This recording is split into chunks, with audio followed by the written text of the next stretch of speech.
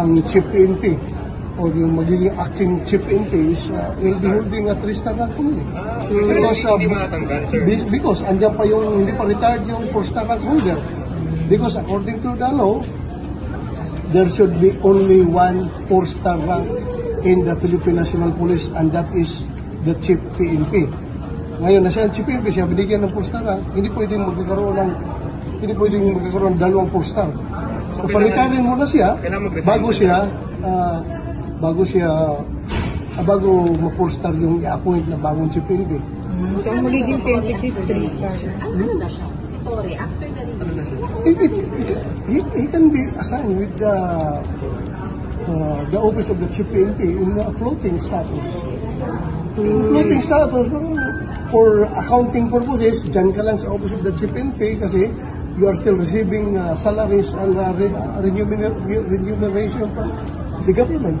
So kailangan ma-account ka, and in order for you to be accounted for, you have to stay with the office of the chief PNP. Until he retires, sir. Hanggang mag-retire siya. Hanggang mag-retire siya. Because kung pipilitin mo siyang mag-retire, that would be against the law. Kung siya voluntaryo na mag-retire because feeling niya, naawa siya kay General Nartates or whoever is the next or the incoming chief PNP, naawa siya na hindi ba kuha yung postan, di na sa kanya na rin yan. Mag-retire siya voluntarily.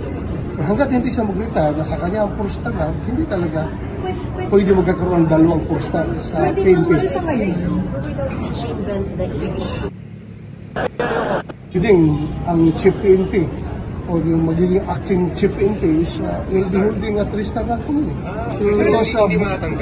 Because andyan pa yung hindi pa retired yung 4-star rank holder. Because according to the law, there should be only one 4-star rank in the Philippine National Police, and that is the chief PNP. Ngayon na siya ang chief PNP, siya binigyan ng 4-star rank, hindi pwedeng magkakaroon ng dalawang 4-star. So palitarin muna siya bago ma-4-star yung i-appoint na bagong chief PNP. So ang magiging PNP chief 3-star. Ano na siya? Si Torre, after the He can be assigned with the office of the chief PNP in a floating status.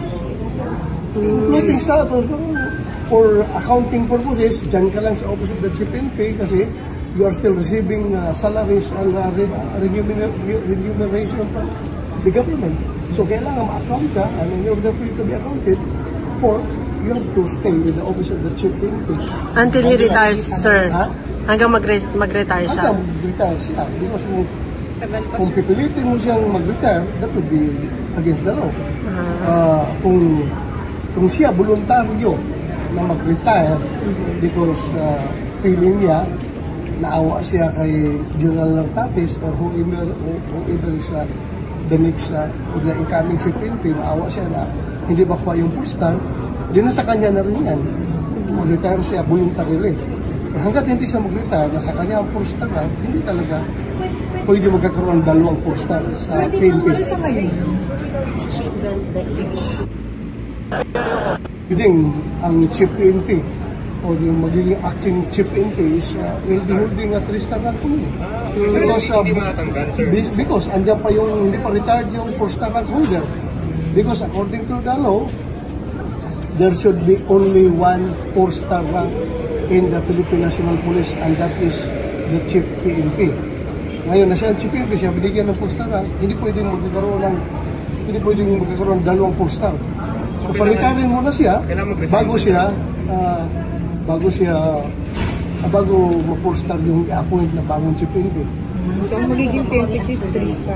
Ano na siya? Si Torre, after the He can be assigned with the office of the chief PNP in a floating status. Floating status, for accounting purposes, dyan ka lang sa office of the chief PNP kasi you are still receiving salaries and remuneration from the government. So kailangan ma-account ka, and in order for you to be accounted for, you have to stay with the office of the chief PNP. Until he retires, sir.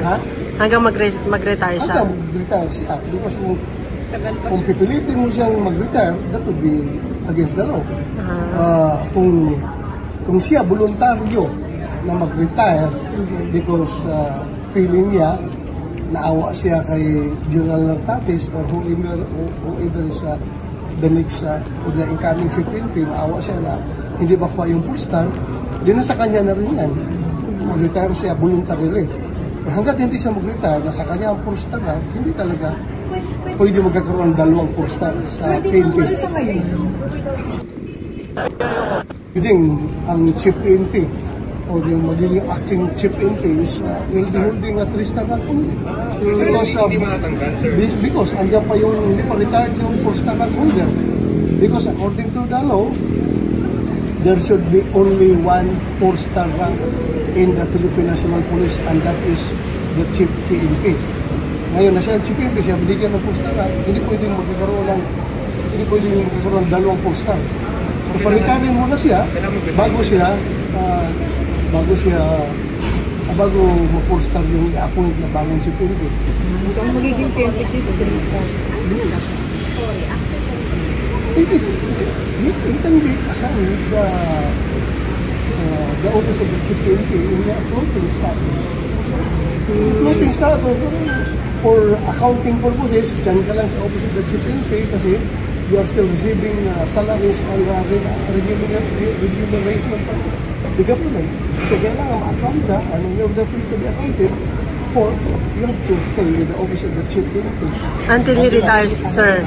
Hanggang mag-retire siya. Hanggang mag-retire siya. Because kung pipilitin mo siyang mag-retire, that would be against the law.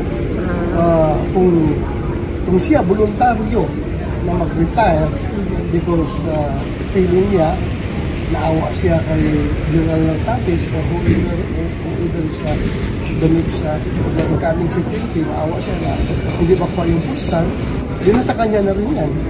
Mag-retire siya voluntarily. Hanggat hindi siya mag-retire, nasa kanya ang postal na, hindi talaga pwede magkakaroon ng dalawang postal sa PNP. Pwedeng ang chief PNP o yung magiging acting chief PNP is will be holding at least na only. Because andyan pa yung hindi pa retired yung postal holder. Because according to the law, there should be only one four-star rank in the Philippine National Police, and that is the chief PNP. Ngayon na siya ang chief PNP, siya binigyan ng postal rank, hindi pwedeng magkakaroon ng dalawang postal. So palitarin muna siya bago ma-postal yung i-appoint na bagong chief PNP. So, ang magiging PNP chief, 3-star. ano na